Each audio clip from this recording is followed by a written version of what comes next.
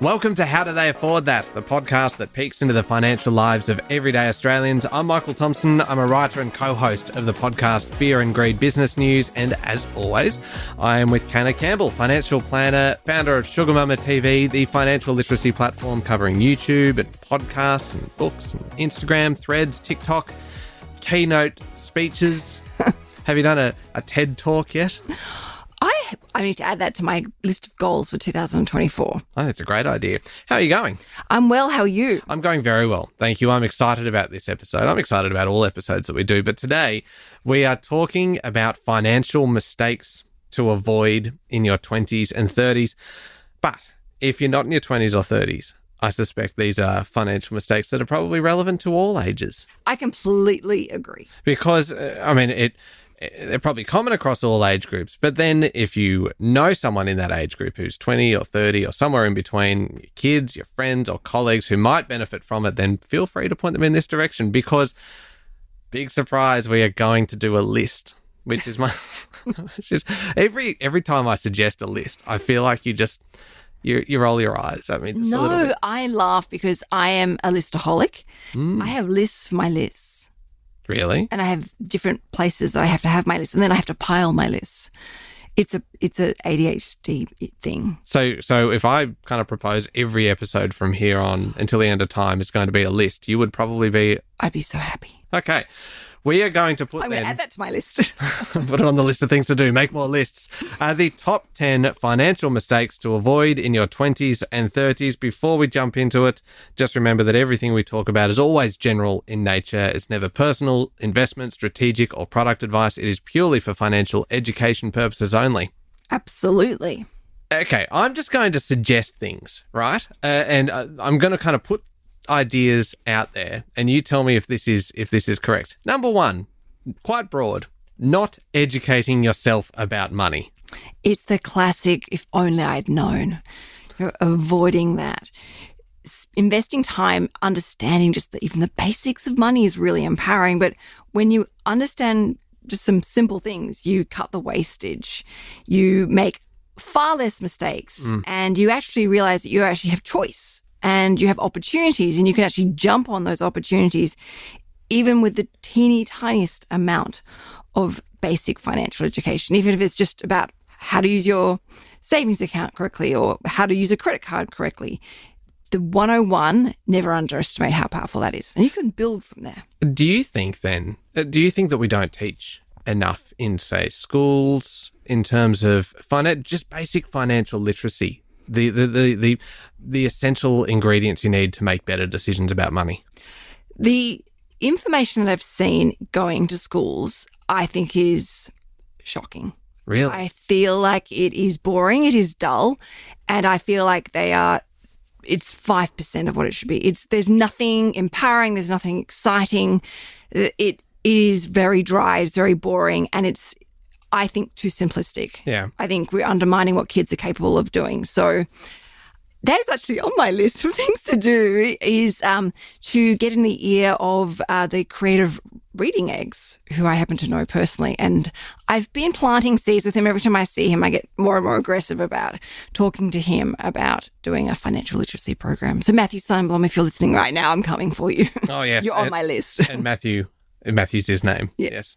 Well, reading eggs is very popular in our house. Brilliant. So thank you, Matthew, for your contribution to general literacy. Now let's do it for financial literacy as well. It's interesting what you say, though, about it being boring and the way that kind of people are taught, young people are taught. And you are right. Thinking back to school, the financial literacy elements of it was really just kind of very basics of kind of compound interest, and it wasn't even applied to your own personal finances. And you think if you were taught in a more aspirational way and teaching people about the potential to kind of have financial freedom in the future because of the decisions that you make early on, then all of a sudden you're just dangling this gigantic carrot in front of young people to make more active decisions early on. And also about creating financial resilience and creating financial freedom and being able to give yourself flexibility and choice and options, and, you know, even being able to financially afford to further educate yourself as well. It's this very powerful flow-on effect. So watch this space. So that's essentially kind of in schools, but broadly it goes into the 20s and 30s. It is kind of never too late, never too soon to give yourself an education through podcasts like this, but through a whole bunch of different assets. It's so easy to get free information today. Jump online. One of the most famous books that's got most Australians thinking about their finances is The Barefoot Investor. He talks to you about the basics, how to look after your accounts, how to pick the right account, how to manage your money. Like, it's a great place to start. Yeah, absolutely. All right, so that's number one, not educating yourself about your money. Mistake number two, I know that you'll love this one. You just, like, your eyes have already lit up because you can sense what I'm about to say. Ready to pounce. Not having a budget. If you don't have a budget, your money is evaporating around you. Turning up to the supermarket and just putting whatever you think you want or need or would like into the shopping trolley. All your money will go. But if you do a budget, and a budget is simply agreed spending boundaries in place that are allocated to certain areas of your life, it keeps you in check, and it actually allows you to see what you value and actually to feel like you're in control and ration out your cash flow throughout your pay cycle so you're not running short. Do you see many young people that do have a budget? Like, is it a growing thing that kind of young, when I say young people, I'm talking about people in their 20s and 30s. Is there kind of a growing tendency to go, you know what, I will have a budget because we need one, because otherwise we're not going to have enough money to pay the rent or the mortgage? I see more and more people realizing the power and the importance of a budget, and they really respect it. I actually run a budgeting and cash flow academy teaching people how I do budgets and how I do a cash flow system that matches it. But I see, I guess, the biggest panic or call to action probably in young families when the number of expenses, multiply. Yeah. And all of a sudden you've gone from being like a young hipster couple whining and dining to all of a sudden having to pay for, medical expenses and baby clothes and formula and puree and nappies and all those wonderful things. And there's just the list of your expenses just blows out. And potentially on a reduced income. Exactly. As well. And that's when it starts to get harder. But if you're already on a budget and have a budget system in place, it's very easy to tweak and adjust that evolves with you throughout life. Okay, that's number two, not having a budget. Easy one to fix. Make a budget. There we go. And we've done plenty of episodes on budgeting. So there's heaps of resources. We talk about where you find these resources. You can just look in the How Do They Afford That playlist. Number three, an over-reliance on toxic debt. Is this just the love of credit cards? Love of credit cards and buy now, pay later. Oh, yeah. I suppose we have to count that in that category now as well. And personal loans and car loans. If you are finding yourself having to rely on debt to survive, that is a red flag that you need to take control of your budget and your cash flow. That is not a solution, borrowing money. You've got to make some responsible decisions about what you're doing with your money and start saving up for those items before you pay for them. There is a place for it though, right? I mean, if you need a car and you don't have the money to pay for it outright, you're going to need a car to get to and from work, for instance, then chances are you're going to need to get a car loan, or you may need I know I'm playing devil's advocate here, but you may need a credit card to help fill the gaps. It's so interesting. It's so interesting because someone the other day had this conversation with me about why they're broke and why they're constantly in debt. Mm-hmm. And I was listening to them share their story with me, and, they had to borrow money, of course, to go buy a car. And I get that. So I was like, okay, what did you buy? They went and bought a $55,000 car. And, right. I'm sitting there thinking, well, you had a car that you owned outright. You could have sold that. And perhaps you went and bought a secondhand car and spent $20,000 or $30,000. You didn't have to go and buy a $55,000 car.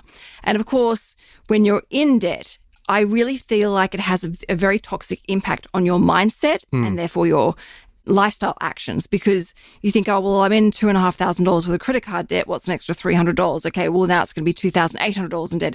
It's where things really start to spiral out of control. It's like, you've eaten a bowl of ice cream and there's a little bit left. So you think, oh, well, I may as well just polish it off. Yeah. No, and you've got to think about, okay, well, why am I in that situation that I need a car all of a sudden? Did I not think about the fact that I actually am going to need to upgrade my car, or I'm going to have to change my car over, or I need a car? I should really start saving up in advance for that. And can I afford to actually service that car and pay that car off. I sound like I know I sound probably a little bit judgmental, but you don't always have to borrow a large amount of money for those situations. There are ways of getting creative and resourceful. Can you borrow a car from a friend in the meantime whilst you save up? Yeah. I feel like we're just surrounded by so much free-flowing credit available to us. We just go to that as the automatic default when we should actually think about, hang on, what's actually going to be best for us long term? Yeah, but I'm also kind of probably take a fairly pragmatic approach, going in some circumstances you can't avoid it, but it's about not viewing credit as free money that doesn't come without any consequences. That if you need to do it, then instead of borrowing money to buy the $55,000 car, you borrow something manageable that you can afford to pay off within your budget because you need it now. So you maybe use some of the credit facilities that are available, which I know is probably not a comfortable thing to do, but I'm also kind of trying to be realistic about it. Yeah, I agree. And that's what I'm saying. Don't go think, oh, well, I've got a loan. I can borrow this much money. I'm going to go and buy, the car of my dreams. What I'm simply saying is use that as a red flag or sign in your life going, wow, I actually didn't have money to be able to do this. It's a sign for me to get better with money so that when things come up, like needing to upgrade, a washing machine that's broken down or changing a car, I actually now know because I had to get myself into this situation to borrow money. Going forward, I'm going to make sure I'm better with money and wiser with money and learn how to save up for those things so I don't get caught out again. Can I tell you an embarrassing story? Yes, you can. So when my first job out of uni, so this is probably like 20 years ago now, I was earning the I thought it was pretty good at the time. I was working full-time and I was earning $28,000 per annum, which I thought, okay, I thought it was fairly kind of good just for a full-time wage, first job out of uni. And in my first year, I'm like, I really want a car, a nicer car than what I have. And so I got a car loan for $16,000 when I was only earning $28,000. That's a decent amount of your salary, even as a gross salary. Let's point out the fact you've got to pay tax on that salary. Yeah. And so I kind of look back on that now and go, what was I thinking? I didn't need a $16,000 car at that time. I was driving a $5,000 car prior to that. And did you own that car outright, by the way? I did, the one beforehand. And then I bought a $16,000 car, which doesn't sound like much in the grand scheme of things now. But when you look at it as a percentage of my annual salary, it was a decent amount of cash.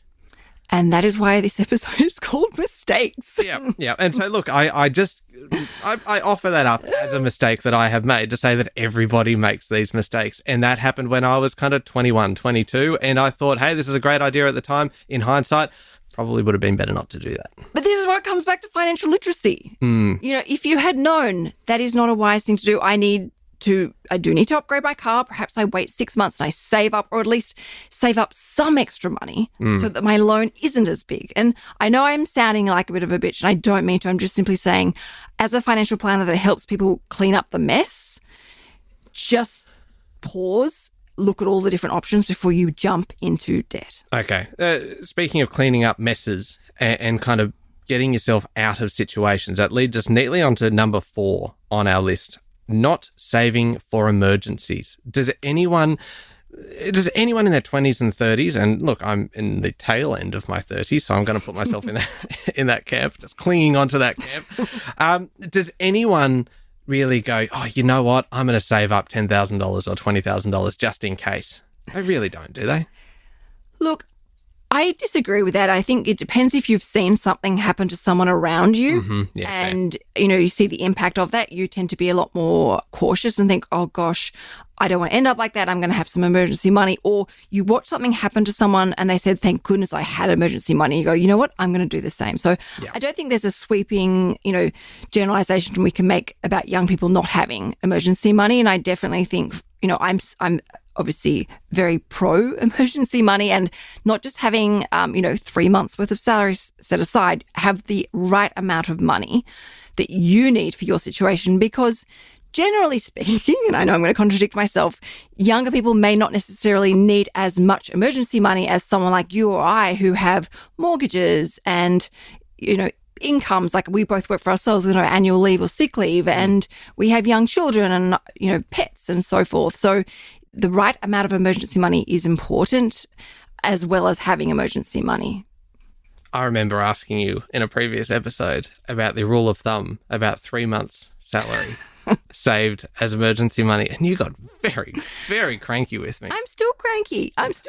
Yeah, this is months ago, and you're still holding on to that little kernel of anger. And I will say that emergency money should be set aside in a separate account. Yeah. And you also need to be really clear as to what is the definition of an emergency. Needing a new dress or a new pair of shoes for a wedding or a birthday party or an event is not an emergency. Did I tell you that we have emergency money now? We actually... Okay, my question to you, how does that feel? It feels good. It feels very good. We did have to use some of it. But how grateful are you now to have that emergency money and didn't have to go to a credit card or buy it pay later? Absolutely, because we needed a new dishwasher. The dishwasher died, and we're like, oh, God, this is going to cost like $1,100 or something to buy a new one. And we're like, okay, we're going to use some of our emergency money for that. And you know what we're going to do? We're going to replace that emergency money as quickly as we can. Well, that was my next tip to add to this list. It was replace that emergency money the moment it's used. I'm very proud of myself. I'm actually really proud of you. Oh, thank you. It feels like a very good atmosphere in here right now. Time to move on to number 5 on our list of financial mistakes to avoid in your 20s and 30s. Can we just broaden it to say 20s and 30s and 40s and 50s as well? Because really, so many of these... This is everyone. This is everyone. Lifestyle inflation. You like to call it something else, don't you? I call it the lifestyle creep. I like that name more. Lifestyle creep. So it's essentially, increasing your spending to match your wage. As your wage grows or your earnings grow, your revenue kind of coming into the household increases, and somehow, I don't know how, but this happens every single time. You think, I'm getting a pay rise kind of next year.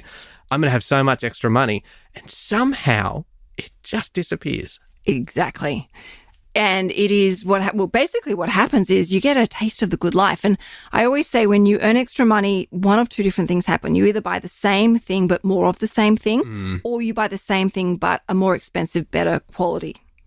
So for example, if you're someone who, has a shoe addiction, you'll buy more shoes, or you'll go and buy the same amount of shoes, but the more expensive brand shoes. Okay. All right. So it's fairly easy for it to happen. Very easy. You don't even realize that it's happening. And that's why I've been saying so much on my social media accounts about these tax cuts coming in, because a lot of people are going to be getting more money in their net pay. And this is where that lifestyle creep can come in so easily. So what you would do is get ahead of the game. Yeah. And this doesn't just go for, any potential tax savings. It goes for pay rises as well. So for example, getting a pay rise, I'm going to get an extra $200 per month after tax. Yeah. Now, if I do nothing, I will spend that $200 and I won't be able to tell you where it's now gone. It will be like the no budget. It will evaporate. It will go towards my lifestyle, and I will become more accustomed to that lifestyle. And it is a lot harder to step back from that lifestyle further down the track. So the smart thing to do is every time you get a pay rise or a promotion involves more money, you would look at that extra amount, that new amount after tax, and go, all right, I'm getting extra $200 per month. How can I use this to benefit me financially? And I'm not saying to everyone, okay, that full $200 should go towards your financial future, but take control and go, all right, I'm going to allow $100 extra per month to spend on something that I really love. Yeah. But the other $100 I'm going to put towards investing or building up my savings, or maybe help pay off my mortgage faster, or maybe go see a financial planner and talk about superannuation and how this could potentially help me retire earlier in life. When you can do that and you can get into the habit of that, that is how you get ahead so much faster than all of your peers. And this is something I have been doing ever since I joined the workforce. And I think I can put a lot of my, lessons and my growth and my successes financially towards always being aware of that lifestyle creep. That is a good one. I really like that tip. Just to be aware of it in the first place, because if you don't actually put a label on it, if you don't name it, then you won't realize that it's happening.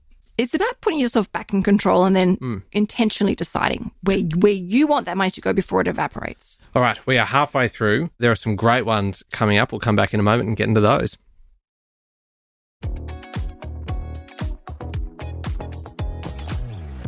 Canna, we're talking about the financial mistakes to avoid in your 20s and 30s and 40s and 50s and 60s, really. These are lifelong mistakes. It's a very negative way to kind of frame this episode, isn't it? That's why I'm trying to give solutions and examples with each one. I've got everyone's back, don't worry. This is the difference between you and me. I'm just like, oh, negative. Let's focus on the mistakes. And you're like, no, let's bring the light. Let's bring the positive. Abundance. Prosperity. So we've had 5. Number 6, the 6th mistake, financial mistake that people make is ignoring your super. Yes, and it not being invested correctly. A lot of people just go with the default balance fund because they haven't even checked their superannuation. So it's actually about looking at where that superannuation is, whether it's spread across one account or 15 different accounts, and making a decision and getting advice around that.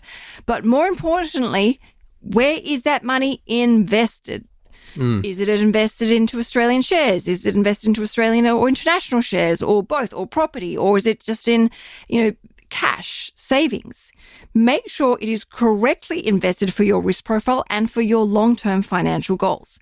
And when you are looking at where this money may be spread across, looking at what fees are you paying and what's excessive. And are you paying for things that you don't actually need, additional product features within your superannuation account? So this is a big call for so many Australians to look at their superannuation and clean it up and look at where this money is invested. Because when you do this, you stop the leakage of the bucket and you can start actually watching your superannuation grow again. So a couple of things in there. The first step is basically just to, say, log into your app, because everyone uses either an app for their superannuation, or they can log in via the website, or they can just look at the paper-based statement that comes through. The first thing is to actually just get onto it and have a look and see what is there, right? Even going through MyGov, you can see your superannuation accounts, and also can do a search to find out if you've got any other missing superannuation accounts floating around. In fact, a girlfriend of mine the other day told me she found she had $45,000 she had no idea about in a superannuation account from when she was really young, because she did a little bit of television work. What a windfall. I know, huge. She said she was like blown away. That is amazing. That's like a little lottery win, really, isn't it? Yeah. No, that's amazing. So basically just log on, do a bit of research, find out what you've got, and then get some advice. And we've talked in the past about that a lot of super funds actually do provide different levels of advice. And often there is actually a free level where you can actually just call up and get a better understanding of what you've got at the moment. You can find out what kind of level of risk you are currently invested at, and then you do your risk profile and see what your appetite might be. And it's actually really easy to change. It's not complicated at all. And thank goodness for all these fantastic services now, because you can literally speak to a human being at the end of the phone that will tell you, okay, this is the form you need, and this is the box you need to tick, and this is where you need to sign. It's really simple. All right, number 6 is ignoring your super. Number 7 on our list, neglecting your insurance. Yes. Michael, I ask, how are you going with that income protection policy? I'm covered. Oh, no way. Yep. No, I've got my life insurance. I've got my income protection insurance. I've got kind of home content insurance, car insurance. I've got every kind of insurance I can think of. Trauma cover? Yes. Yes? Oh, I think so. I'm very comprehensively insured. But I again am a very good example of this, of having kind of neglected it early in life. You cancelled it. Yeah, I didn't. I did mean to, but it was also because I had stopped working in the. And I've explained my actions in the past. I had to cancel it because I didn't have the income that it was protecting at that time. But your income still would have been protected, and you could have potentially taken out a replacement cover through superannuation. Look, this is all in the past now, Canna. I've moved on. Anyway, I have got myself covered. But it is a good point, though, isn't it, that you need to get onto this early, because when you need your insurance, it's too late to get it. Exactly. And it's the moment you're not feeling well, you've made that doctor's appointment, or that specialist has called you up and said, okay, we've got the results. It's too late. But the other thing is, as we get older, our health naturally changes. So it's really important to take out these policies before you have any health issues. Because I know for myself, I took my cover out when I was in my early 20s. And today I wouldn't be covered under mental health. Yeah. Whereas I am now because I took my policy out before I had any changes to my mental health. So really important. And it's better to have something in place rather than nothing at all. Yeah. And jump onto one of the comparison websites. There's a bunch of them out so there. Many. And you can just do a bit of shopping and you can look for the best deals. And we might actually do an episode on health insurance soon. I think so. Because it is quite... it's complicated. It's quite a daunting topic. And when you are going into it for the first time, you're trying to figure out, okay, it's hard to compare like for like, isn't it? Because you're comparing policies, but one might appear cheaper than the other, but it's because different things might be excluded. So we might do a bit of a guide as to kind of what to look for, what to expect, and just a bit of an overview. Great idea. Anyway, just brainstorming in the middle of this episode. Good work, Michael. On to number 8. Not shopping around for a better deal. I think that one is only... I think if anyone is able to shop for a better deal, it is young people. I just made an assumption. Shopping around, you're just lazy. It is so easy these days to get a better deal, to see what you're paying for, see what you can get, where you can get better value, where you can hustle up. Turn up to not the supermarket, but turn up to the Harvey Norman or Bingley and say, look, can you do me a better deal if I pay cash? Or even using all those fantastic websites like Cash Rewards to get money back and, doing your research. There, especially with things like credit cards, are there special bonuses when you sign up, you get 100,000 frequent flyer points, for example. It's just lazy. It's so easy to compare, to shop around. If you're not doing it, it's just lazy. And that you've got more money than sense. And it also includes shopping around for a better deal on your home loan, for your power bills, etc. Don't be afraid to call up your provider. And we make it to be a bigger deal than what it really is. Yeah. I love your tip that you gave us a few weeks back, quite a few weeks ago now, about how to do it and save time, that you actually save the phone number for your electricity provider or others into your phone with your account number and everything. And then you make those calls while you are kind of out doing other things and you have kind of a little bit of time to fill, but you're out and about. You're not at home. So you just kind of fill that gap with calling up your electricity provider and haggling with them. I'm all about multitasking. I love that. That is great. So that's number 8, not shopping around for a better deal. That's an easy one to fix. Number 9, this is one that I know you are very, very passionate about. Not getting financial advice or I suppose, getting the wrong advice, perhaps from, say, influencers. Finfluencers.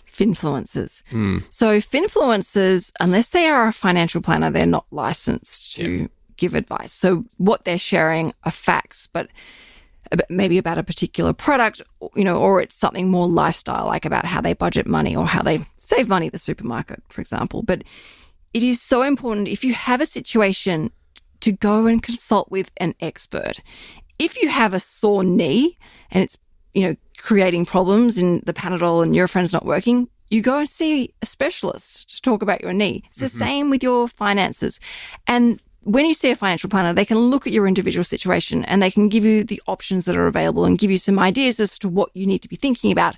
But also, very much so, sometimes it's too late. So if you see a financial planner, they'll let you know, okay, you've got until this date before, you're in trouble, or you've got this date to decide, or before this date to decide before that loophole expires. Yeah. So going and seeing a financial planner with all the information you have, the more information you can give a financial planner, the better. But, it is quite often well worth the investment of your time, and also to just get some very simple information from an initial appointment as well. You can walk away with a lot of information without necessarily needing to get ongoing advice or go with a full-fledged service. Yeah, and there's different levels, aren't there? There's kind of robo advice and various kind of other elements as well that come with a different price tag, which is certainly helpful because it can be expensive, particularly if you're younger and you don't have a huge amount of money, but you still want to get advice. There are other options. Absolutely. And, if you've got a situation where you just need advice on that particular situation, financial planners can give you once-off limited advice. Really? Yeah. It's called once-off limited advice. It's called limited advice, but you pay for it as a once-off fee. I genuinely didn't know that. Yeah.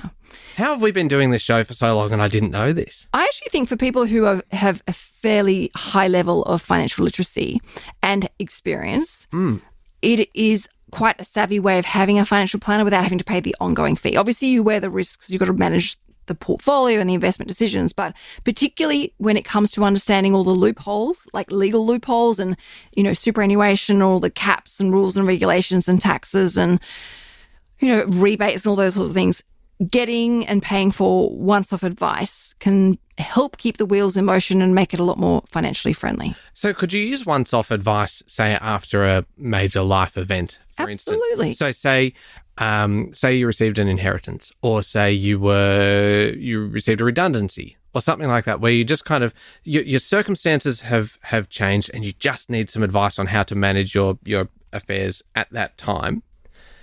Is that the kind of circumstance where you would go? Absolutely. You say, look, I don't want advice on anything else. I just need help with this particular issue. Huh. You have to sign, obviously, a whole part of legal documentation saying I take responsibility for that. But yes, of course you can. You have opened my eyes today, Canna. I feel like, did no one not know this? I certainly didn't. I always thought it was you pay the full whack and it is a full commitment and you're in then, and this is it kind of thing, rather than just being able to go and say, I have this one particular issue, or I've this one particular kind of life event. I just need some advice now for this. Wow, this is life-changing. I have had, clients come to me and say, look, I had a situation actually where a client inherited some money and they were like, I just want your advice on this and what to do with this money. And it was limited advice and we set it all up and we implemented it. And then I waved goodbye and wished him the best of luck. And so far, so good. And it costs less than the big full package? Yes, because you're only advising on one, like a fraction of the big picture. This is amazing. All right. Number 9. Wow, that was a cracker. Number 9 on our list. Number 10. Final mistake. Ignoring your credit score, which could have long-term impact if you make some bad decisions. Yes, and sometimes it's a little bit too late before you discover this. So if you've been perhaps a little bit irresponsible with money, credit cards, buy now, pay later, and you've got yourself into a bit of a sticky situation, it can negatively impact your credit score, which has a flow-on effect where you may not be able to borrow as much further down the track to, say, buy a home, or you may have to go to a higher interest rate or maybe even a low doc loan. And, you're paying a much higher interest rate and obviously don't necessarily have that borrowing capacity or serviceability that you would hope. And you might miss out on the dream home because it's no longer in your price range. But also from, credit score, it's great for your own security, because if there's anyone's stolen your identity and is using your name to borrow money, this is a way of just keeping your finger on the pulse. And how do you check it? I know we've talked about this before. Is it just Google it? You can actually Google. There's lots of different providers out there and it's free. Mm-hmm. And it is something you should probably do once a year just for your own peace of mind. And sometimes people have actually used that in their negotiations with the bank to say, look, I've got a really high credit score. My loan's coming down. This is another great reason to give me a better rate. That's amazing. So it's a case where a lot of people may not realise that some of their decisions that they're making could be affecting them long term. Checking your credit score is basically a way of monitoring that and preventing something from getting out of control and having a long-term impact on you. Yes. Okay. All right. What a list. I reckon this has been my favourite list. Can I add one more? You're going to make it 11. 11. It's 10, but 1 for good luck. 10 with a little sub point. 10.1. Go. 10.1. It's actually not having a financial goal. Oh, okay. So when you have a financial goal in your life, and it doesn't have to be something huge, it can be something very simple, like, to save $5,000 emergency money, or to pay off your credit card, by the 1st of September 2024, or to maybe save up a deposit. When you have a goal and the right type of goal that really excites you, it is incredibly grounding. It gives you an amazing sense of purpose and direction, and you feel really empowered. And when you go to spend money, you're like, oh, hang on, I'm working on this goal right now. Do I really want to blow this and spend it, or would I rather see more money go towards this particular goal? And once you achieve that goal, it actually opens up the stratosphere as to how much else you can go out and achieve in your life. You finally did it. You paid off that credit card. How about now the next step is now to build up some savings, or now that you've built those emergency savings, now you want to start investing. So having goals in your life, and we should have them for our fitness and our health and our career paths and our education. But don't forget about those financial ones too. What a list. So the 10 plus 1 financial mistakes to avoid in your 20s, 30s, 50s, and 60s and beyond, I suppose. So very quickly, number 1, not educating yourself about your money. Number 2, not having a budget. Number 3, over-reliance on toxic debt. Number 4, not saving for emergencies. Number 5, lifestyle inflation or lifestyle creep. I really like lifestyle creep. It makes it sound so kind of insidious, doesn't it? Number 6, ignoring your super. Number 7, neglecting your insurance. Number 8, not shopping around for a better deal. Number 9, not getting financial advice or getting the wrong advice from finfluencers. Number 10, ignoring your credit score. And number 10.1, not having a financial goal. What a ripper of a list. And as I went through that, I realized how negative it all sounds. But thank you for kind of bringing the answers and the positivity to the studio. Positive Polly over here. Can I give us a financial savings hack? It's a savings hack. I don't know why I called it a financial savings hack. Can I give us a savings hack for today? Yes, please. Because we always finish the episode with a savings hack. And I'm very pleased to say that I have received another terrific one from one of our listeners via my Instagram, not via yours, Michael Thompson Author. Jump on there, send me your tips. This one came from a listener who wished not to be identified, possibly because the tip is just so good that they would then become the new canner. Sorry, that was a bit... Who is this person? I will find you. That was savage. They said, "Hi, I listened to your podcast with Canna and you said to send your tips here." I certainly did. I have a money making tip. It piggybacks off saving your coins. It is coin noodling. I go through my change and see if any coins are worth more than face value. And you do that by Googling them. And then I list them on eBay and make a profit. Also, if I'm bored, I'll return the coins with no extra value to the bank and get a fresh set to go through. How good are you? I need to find you. Oh my gosh, that is brilliant. What a fantastic tip. Oh, I like this. I think that's my favorite one yet. And I just love, like, it's not just the kind of digging around and finding your coins and checking them. It is that extra step of, if you've got coins that have no additional value, take them to the bank, swap them over for new coins, and then go through those ones and check for ones that have additional value. Because some years might be kind of, there might have been fewer coins made, fewer coins in circulation, or there might have been something wrong with the coin that year if you're really lucky and you can actually kind of find one that might be worth a whole lot more than face value. I love that tip. I want to hear this person's story. I feel like they've had great successes with this. I'm going to contact them and find out more. They're going to remain my exclusive.